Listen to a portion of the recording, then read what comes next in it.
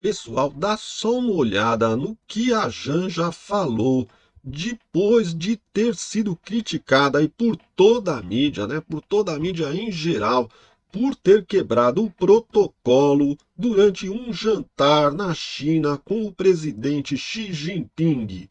Veja só o que ela falou. Em nenhum momento eu calarei a minha voz para falar sobre isso. Em nenhum momento, em nenhuma oportunidade. Não há protocolo que me faça calar se eu tiver uma oportunidade de falar sobre isso com qualquer pessoa que seja, do maior grau ao menor grau, do mais alto nível a qualquer cidadão comum. Então, eu quero dizer que a minha voz, vocês podem ter certeza que vai ser usada para isso. E foi para isso que ela foi usada na semana passada, quando eu me dirigi ao presidente Xi Jinping após a fala do meu marido sobre uma rede social. Então eu quero dizer que eu, como mulher, não admito que alguém me dirija dizendo que eu tenho que ficar calada. Eu não me calarei quando for para proteger a vida das nossas crianças e dos nossos adolescentes. Bom, pessoal, após essa fala aí, se ela achava que iria ter o apoio da mídia em geral, aí dos críticos, né? Ela não conseguiu, muito pelo contrário, ela está sendo mais detonada ainda por estar insistindo num erro, né? Insistindo, ela falou que quebrou, né? Confirmou que quebrou o protocolo realmente lá na China, no jantar com Xi Jinping, e está dizendo que não se arrepende, não acha que cometeu nenhum erro e vai continuar cometendo o mesmo erro caso aconteçam novas situações onde ela esteja aí diante de um protocolo diplomático, né? Então, ela já falou aí, né, quase chorando, né, quase vertendo lágrimas, que ninguém vai calá-la e que se ela precisar para defender as crianças e os adolescentes brasileiros, ela vai insistir em falar sobre esse assunto em qualquer lugar, mesmo que quebre os protocolos. Acontece que esse discurso dela, né, me parece que é um pouco incoerente. Na verdade, o PT não está preocupado, né, com crianças e adolescentes que possam ter qualquer problema aí por causa das redes sociais. O que eles estão preocupados, sim, é em calar a população que critique, né, ou PT ou a esquerda. Isso sim é o mote, né, da censura e da regulação da mídia que eles querem fazer, né? O que eles não querem é ser criticados, assim como a Janja ficou magoada aí, quase verteu lágrimas, né, por ter sido criticada aí por praticamente toda a mídia, né? O Lula odeia ser criticado, ele não quer ser criticado de forma nenhuma, ele quer calar as pessoas que critiquem para que ele possa criar as narrativas dele, né, e isso ser aceito por toda a população, ou pelo menos o que ele acha que é que a população vai aceitar, né? Porque hoje em dia ninguém é mais bobo e ninguém vai aceitar, sem mais nem menos aí, as falas de um presidente que a cada duas frases conta uma mentira, né? Então é meio complicado. Mas o que acontece é o seguinte, é que a Globo News resolveu descer a lenha de novo na Janja, né? Já tinham descido a semana passada por conta da quebra do protocolo lá na China, né? E agora estão descendo a lenha de novo por conta dessa fala dela insistindo no erro, né? Então vamos ver aí, pessoal, o pessoal da Globo News descendo a lenha de novo lá na Janja. Mas antes disso, não esquece de deixar o seu like aí, se inscrever no canal, acionar o sininho das notificações e deixar o seu comentário, tá? Você acha que a Janja está certa ou você acha que a Janja está errada? Então vamos lá para o nosso conteúdo, pessoal. Já jogou por um lado muito interessante para ela. Qualquer crítica que fizerem a mim é porque querem me calar. Então, nem só ninguém deve calar uma primeira-dama, como também não devem ser calados os críticos que apontam que a primeira-dama tem um papel institucional, seja ela quem for, seja a causa que ela defenda. Existe limite para você exercer esse papel de primeira-dama. Se não gosta desse papel de primeira-dama, que não tem nenhuma representação política, nenhuma legitimidade para representar o Estado brasileiro, apenas por ter casado com o presidente, assim como uma rainha consorte, se não está satisfeita com esses limites, que valem para qualquer primeira-dama em qualquer lugar do mundo, o correto é se candidatar, ser eleita e aí sim adquirir direitos políticos de representação e ir discutir temas de alto nível com chefes de Estado. Mas ela deve lembrar que ela vai levar o primeiro cavalheiro, que é o correspondente à primeira-dama. E se o primeiro cavalheiro tentar também usar de uma autoridade que não lhe foi conferida para, num jantar, debater com um chefe de Estado, levar pleitos do Estado brasileiro, por mais nobres que sejam, este primeiro cavalheiro estará errado. Então, é simples assim. Vai se candidatar e aí você vai ter o direito de discutir aí com chefes de estados assuntos que sejam pertinentes aí. Olha só a pegada forte aí que o Otávio Guedes deu na Janja, mandou ela se candidatar, se eleger, para depois ir lá discutir qualquer coisa relevante aí com chefes de estado, né? Que por enquanto ela não tem essa condição, ela não foi eleita para nada, não tem nenhum cargo, né? Eu até já falei no vídeo da semana passada aí falando justamente sobre esse assunto, né? Eu já falei também. Por que que o presidente Lula, então, já que ela gosta tanto de falar, né? Pô, dá um cargo aí para ela qualquer, né? O nosso vice-presidente, Geraldo Alckmin, tem um cargo de ministro, né? O Lula deu um cargo de ministro para ele e aí ele tem, né, como agir através desse cargo, né? No caso da Janja é a mesma coisa, ela não tem cargo nenhum, ela não tem nenhuma representatividade, ela não foi eleita para nada, ela é simplesmente a primeira-dama. E como primeira-dama, ela tem que se comportar. Não adianta ela chorar, ficar brava, espernear, dizer que não vai seguir os protocolos, tal. Porque, meu, se ela pode até não seguir, mas ela vai ser criticada sempre, né? E é isso que ela não quer ser criticada. Não é que ela está preocupada com as crianças e com os adolescentes, ela quer calar o povão. Mas vamos continuar vendo o pessoal da Globo News, porque não ficou só no Otávio Guedes, não. Vamos ver. E eu acho que tem essa questão, isso é um problema da fala da primeira-dama, assim como é um problema da fala do presidente da República. O que eu acho que é preciso que as pessoas entendam, a primeira-dama, o presidente, todo mundo, é que quando você entra no debate político, você está sujeito a críticas. E quando você é um governante, ou no caso aí a primeira-dama, faz uma fala como essa, isso tem um peso. E isso deveria, pelo menos, ser feito de uma forma estratégica. O que isso está demonstrando é que o governo não sabe o que fazer com esse assunto, a ponto de, meio que atabalhoadamente, aproveitar uma reunião que não tinha a ver com isso para falar e depois ainda reclamar que vazou. Uma reunião que a Sadia apurou aí sabe melhor que a gente, tinha dezenas de pessoas, não sei, não era tão íntimo assim como o presidente Lula falou. Claro que ia vazar. Você tem conversas de 2 pessoas em Brasília que vazam, com 10 pessoas, claro que ia vazar.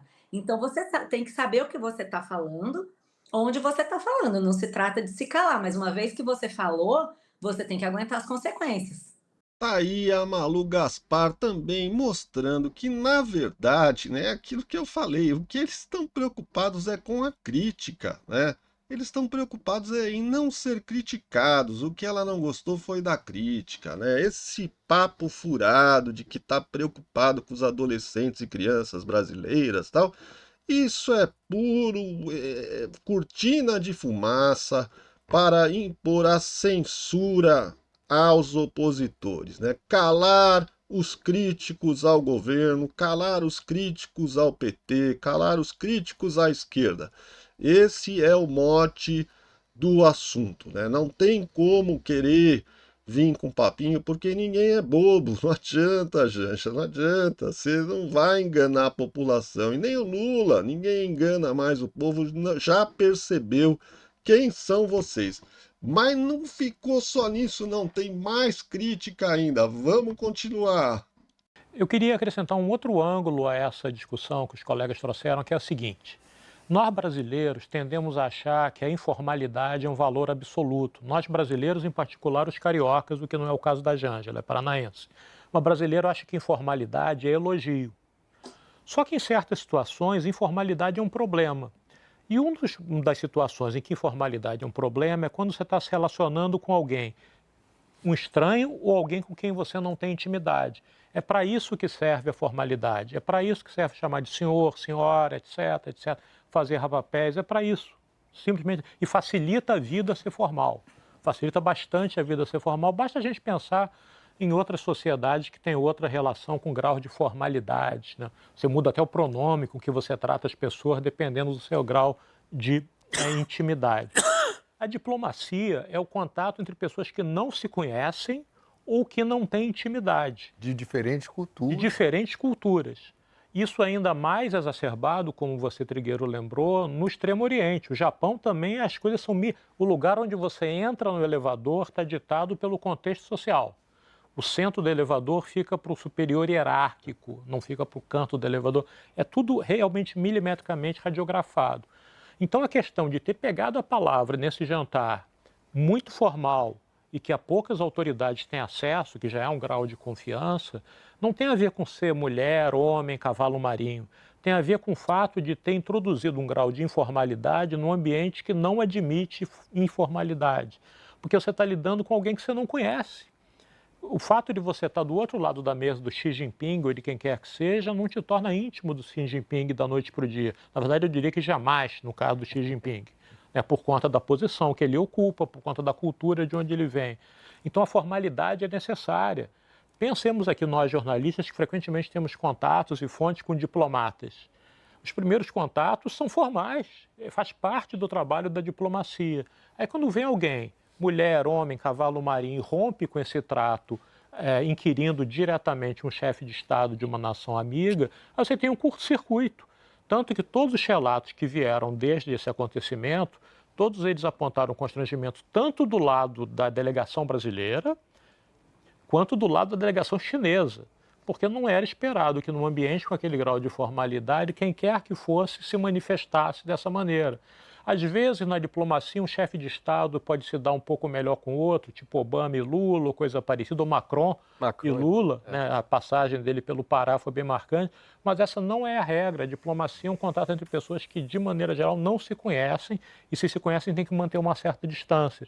Então, independentemente dela ser a presidenta da República, de ser a mulher do presidente da República, não importa naquele contexto. É isso que causou a estranheza tanto da delegação brasileira, quanto mais ainda da delegação chinesa.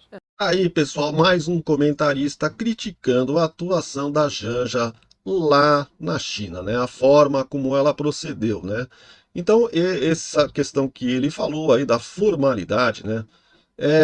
Existem situações onde as pessoas têm que ter essa formalidade, não pode ser informal, sabe? Ela tem que entender, a Janja tem que entender que um jantar com o Xi Jinping não é uma reunião do PT, né? Ela não está tomando cerveja no barzinho com um monte de gente para sair falando qualquer coisa que vem na cabeça dela, né? E nem o Lula também deveria tocar em certos assuntos. Aliás, o Lula dizer que pediu para o Xi Jinping mandar um representante da China para o Brasil para tentar ensinar o Brasil, ensinar aqui como fazer esse controle da mídia, que na verdade significa censura para o Lula, né? Essa é a verdade, porque na China, meu, não tem. Vocês pensam que na China é o quê? Cara, é tudo controlado pelo governo. A maioria das redes sociais não existem na China. Não é que nem aqui no Brasil, né?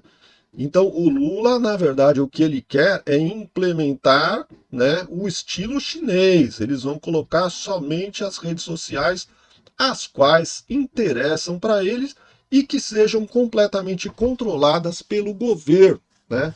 É isso que eles querem. Por isso que eles têm tanto ódio ao Elon Musk, que não aceita que a rede social dele seja controlada, né?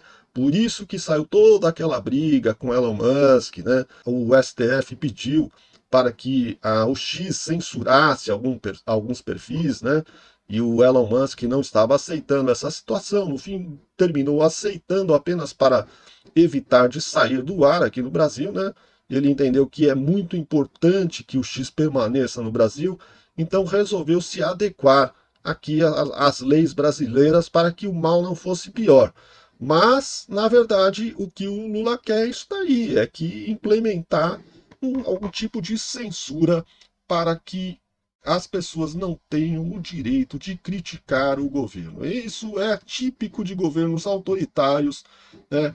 Como no caso o nosso sistema aqui, Supremo PT, né? Que está sendo implementado pouco a pouco. Eles estão implementando pouco a pouco. Eu não sei se vocês viram agora a notícia de que parece que estão querendo tirar do ar o site do Mercado Livre e o site da Amazon, né? Simplesmente porque pessoas que vendem lá no Mercado Livre e na Amazon, né, empresas que vendem, porque o Mercado Livre e a Amazon, eles são sites onde qualquer pessoa pode se cadastrar lá e vender seus produtos, né? Então essas pessoas que vendem lá estavam vendendo telefones sem o selo da Anatel. E por conta disso, eles acham que têm o direito de tirar do ar o Mercado Livre e a Amazon. Esse é o governo do PT, né? Esse é o estilo PT de governar. O Lula disse que vinha para isso mesmo. Se vocês lembrarem, ele disse que precisava ser mais maduro agora, né? Uma indicação clara de que ele tinha que agir da forma como o Maduro age lá na Venezuela, né? Ao invés de agir da forma que o próprio Lula tinha agido nos governos anteriores, né? Então é isso aí, pessoal. Esse é o Brasil que nós estamos vivendo e esperamos que possamos mudar isso no ano que vem, né? Tomara que dê certo, né? Mas é isso aí, pessoal. Espero que vocês tenham gostado do vídeo aí. Se vocês gostaram, deixe o seu like aí, se inscreve no canal, aciona o sininho das notificações e deixe o seu comentário. O que você está achando de tudo isso aí? Essa briga aí da Janja com a mídia, né? Todo mundo criticando ela. Quem é que tem razão? A Janja ou os comentaristas aí? Deixe o seu comentário, beleza? Então é isso aí, pessoal. Um grande abraço, tudo de bom e que Deus salve o nosso país.